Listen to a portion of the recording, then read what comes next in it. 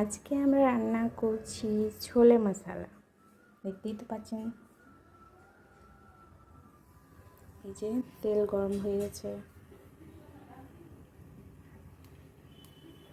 এবার এতে কয়েকটা তেজপাতা, একটা এলাচ আর দারচিনি এগুলো দিয়ে দেবো।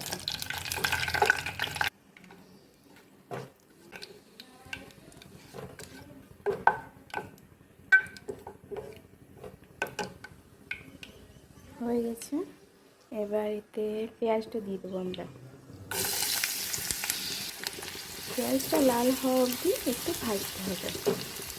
হ্যাঁ, তার মধ্যে বলে নিই, ছোলাটা আমরা সারা রাত ভিজিয়ে রেখেছিলাম। তারপর সকালে সেটাকে আমরা একটু নুন আর একটু হলুদ গুঁড়ো দিয়ে সেদ্ধ করে নিয়েছি, আর একটা আলু সেদ্ধ করে নিয়েছি। পেঁয়াজটা আমাদের পুরোপুরি লাল হয়ে গেছে। এবার কেটে রাখা দুটো মিডিয়াম সাইজের টমেটোগুলো দিয়ে দেবো। একটু নাড়াচাড়া করবো, একটু ভাজা হলে তখন মশলাগুলো দেবো। একটু ভাজা ভাজা হয়ে গেছে টমেটোগুলো। এবার এই শুকনো মশলাগুলো দিয়ে দেবো। এর মধ্যে আছে জিরে গুঁড়ো, ধনে গুঁড়ো, গোলমরিচ গুঁড়ো, লবণ, হলুদ, লঙ্কা গুঁড়ো। এটা দিয়ে দেবো।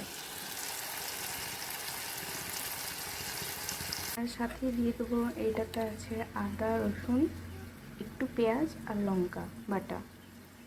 এইটাও আমরা দিয়ে দেবো। তারপর মশলাটা একটু ভালো করে কষিয়ে নেওয়ার পর এই যে দেখুন তেল ছাড়ছে। তারপর আমরা জল দিয়ে দেবো।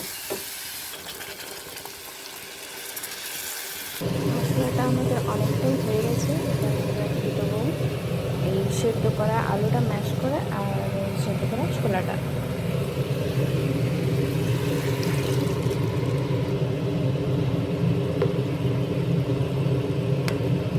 এবার ভালো করে নেড়ে চেড়ে আমরা 10 মিনিটের মতো ঢাকা দিয়ে রাখবো। এটা আমরা লোয়েতে রাখবো 10 মিনিট। এখন হবে। ছোলাটা নামানোর আগে একটু গরম মশলা, ছোলে মশলা আর একটু আমচুর পাউডার মিক্স করে নিয়েছি আমরা, এটাও দিয়ে দেবো। দেখুন আমাদের ছোলাটার কালার দেখুন কত সুন্দর, আর খেতেও দারুণ টেস্টি হবে। রেডি আমাদের ছোলে মশলা। কেমন হয়েছে জানাবেন, আর বাড়িতে ট্রাই করবেন কিন্তু।